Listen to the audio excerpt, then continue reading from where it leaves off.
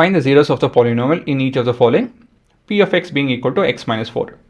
So we have a polynomial whose zero we have to figure out. So I will go with this. We'll call let t be the zero of p of x. Okay, what does it mean? If I substitute x is equal to t. So in place of x, if I write t minus 4 will be equal to 0. Or when I substitute this value, right, the value of t in place of x in this particular expression, the output will be 0. That's what 0 is all about, is it not? So basically, I can equate it to 0. Please understand why we are equating it to 0. Because t is a 0 of the polynomial, right? Remember this. So when the input is a 0, what will be the output? If the input in this case is t, we're taking t as a 0, so obviously the output will be 0. Okay, that's the whole idea. So I'm equating it to 0. Please understand this part. Right, everything else is quite simple. So in place of x, I'm going to write t minus 4 is equal to 0. So how do you solve it? You can transpose it, or my method, add 4. So t is equal to 4. So end of it, the solution is quite simple. 4 is the 0 of p of x.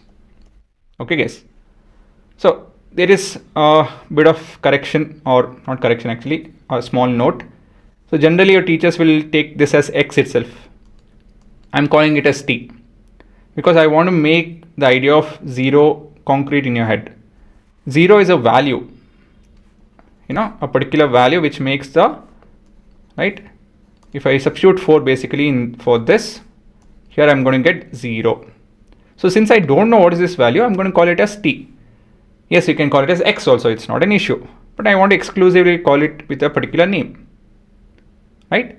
So I'm giving that flexibility. So having this flexibility will help you guys understand the concept better. So I'm writing all of this. Right? Writing it this way. Yes, you need not write this way. You can go with your own notes, whatever is comfortable. But conceptually, this is much easier to understand. Don't by heart. It's an easy thing to by heart, but don't by heart. Next question is we have g of x being equal to 3 minus 6x. Same thing over here also. All I have to do is copy paste. Actually, let me not do that. Let t be 0 of g of x. So in this case, what is that we are doing? We are going to substitute g of x being equal to t will be equal to 3 minus 6 times of t, or let me equate it to 0, and then here I'll substitute 3 minus 6 times of t is equal to 0, and then further simplify. So how will we do that? I'll subtract 3 both the sides, so this and this will get cancelled. Minus 6t is equal to 0 minus 3 is minus 3, and then divide with 6. Okay, so what will happen? Negative 6 will get cancelled. So here negative becomes positive. This is 1 by 2 clearly. And so we have t being equal to 1 by 2. That would be the 0 of this particular expression. So therefore half is 0 of g of x. Again, all of this you can verify. You guys can verify through coding graphically as well. Okay, so I hope you're getting that. I'm giving an exclusive name for the 0. I need not. I just want you guys to understand the concept, so I'm doing it. You can just go with x itself, solve for x. Right? Okay. So next question is we have q of x being equal to 2 times of x minus 7. Now, let t be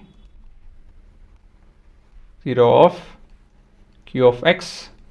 Therefore, when I substitute in place of x t, my output will be 0. Okay, right? So how can I go about? You can just write 2 times of t minus 7 being equal to 0. So t is equal to 7 by 2. I'm skipping few steps. So this is how we should be doing it. In your grades in a high school, you should not be writing all the steps. This is all it's required, right? And therefore the solution is what? 7 by 2 is a 0 of q of x, right guys? And the last one, we have h of y being equal to 2y. So I'll just do like your school does, generally how your book shows. So let y be the 0 of q of y. So basically not q of y, h of y. So therefore h of y will be equal to 0. And now all I have to do is write 2y, the expression being equal to 0, and then divide with 2. And so y is equal to 0 by 2, that is 0. That is your answer. The solution is what? 0 is a 0 of h of y in this case. Okay guys. So yeah, how you represent it, it's left to you guys. I don't want to push any idea into you guys that you have to do it in this way. It's okay to use any variation over here. So you can just go with this, I guess, because you guys panic easily. So people who can understand that, yes, we can call it with a different name, you guys can go with this. Let me check. No, that is for the next set of video. Right guys, all of this you guys can verify using your code. All you have to do is generate the code and check where the graph is passing your x-axis. So this is for a different expression.